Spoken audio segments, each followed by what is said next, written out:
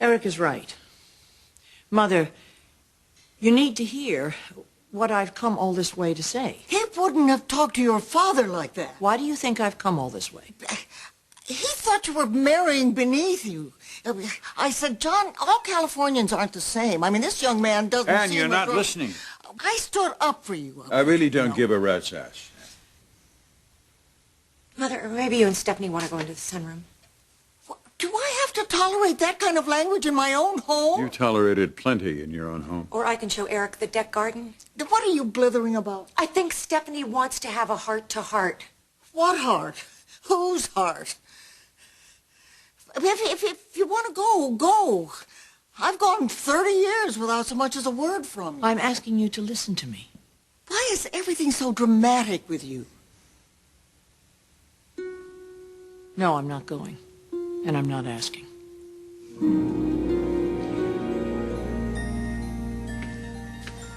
That conversation that we couldn't have 30 years ago that I thought wasn't necessary, I was wrong. You did well enough without me for No, 30 Mother, years. no, not so well. I have this bottomless pit of rage that I can't control. It's tainted all of my relationships, my marriage.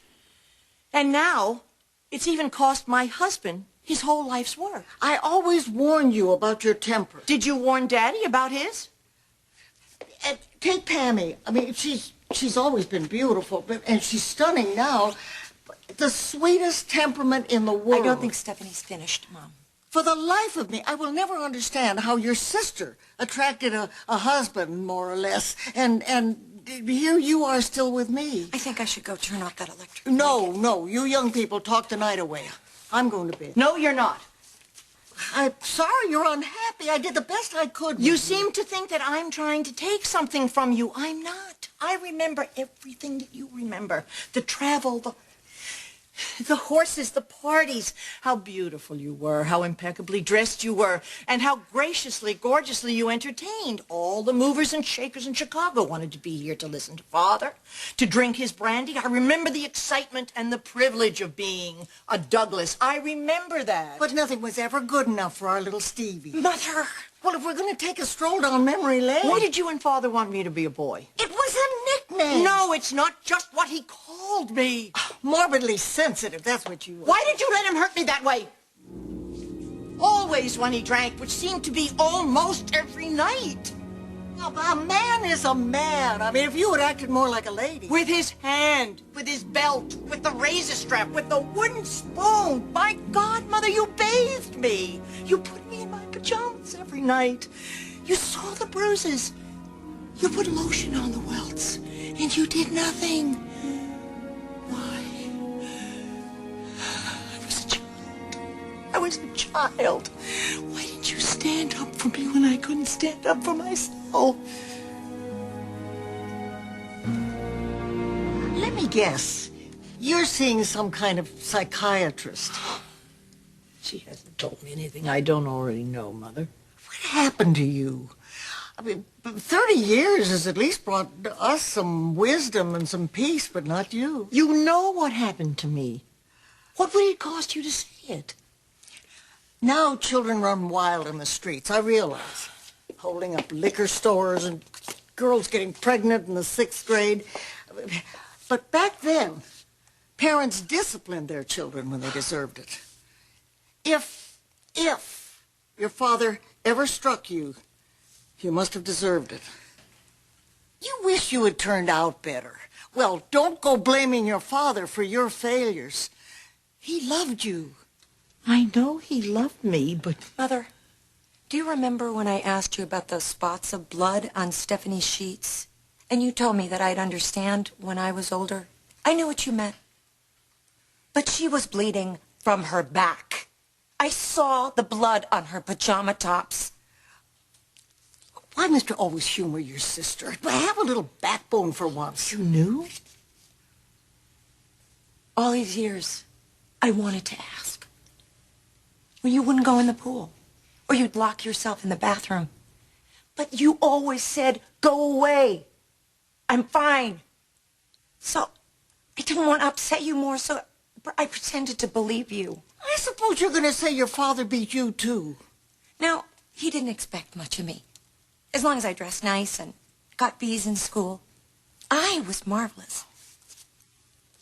After supper, you and I would go into the music room to read or practice our duets on the piano, and we heard Stephanie screaming from Daddy's study, Mother, and you would play louder and louder. Don't you remember? If I heard it, you did. Should I have done something? It was all like you had this big secret that I wasn't supposed to know anything about. No one ever explained anything to me. When you're only the little shy one, it's like nothing that you say or do makes any difference. Oh, Pammy, no. Sweetheart, it wasn't up to you to protect me. Oh, it was up to you, Mother.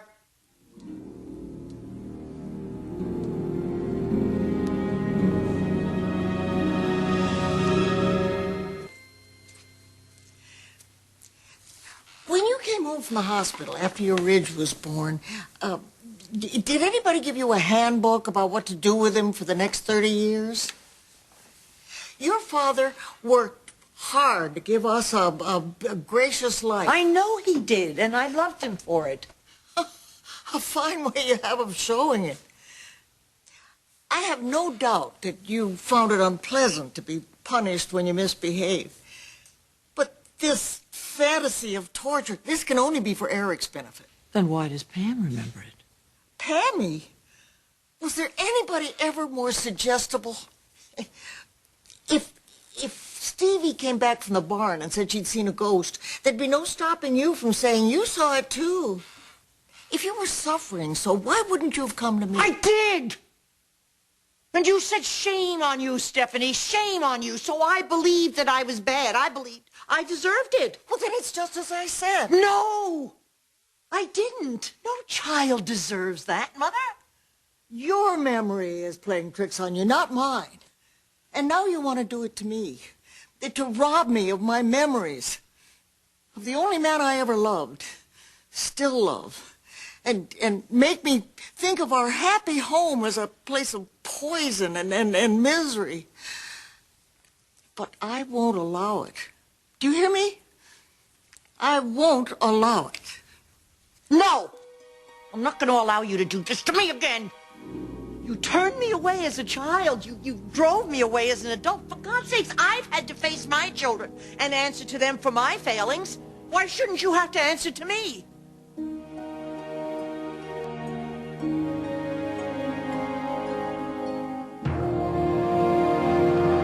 Why are you lying? Were you afraid? How dare you? Were you saving yourself? I mean, if I wasn't the target, were you afraid for yourself? Your father never so much as raised his voice to me. He raised his voice. But you'd leave the room. Yes, that's right. And take me with you. And leave me. How could you do that? I was your daughter, too. And I love both of you. More than anything else in the world. Well, what good does that do if it just means a pat on the head and a kiss on the cheek in the morning? I never got from you the things that I needed to get from you, Mother. No wonder I have smothered my children with this insane protection. The stuff that I never got from you, I was so determined to protect them the way you never protected me. My God, Mother, how could you hear me crying out for you? How could you leave me in there? How could you just leave me defenseless and scared and not come to me? How could you do that? You weren't there when I needed you, Mother. You weren't there.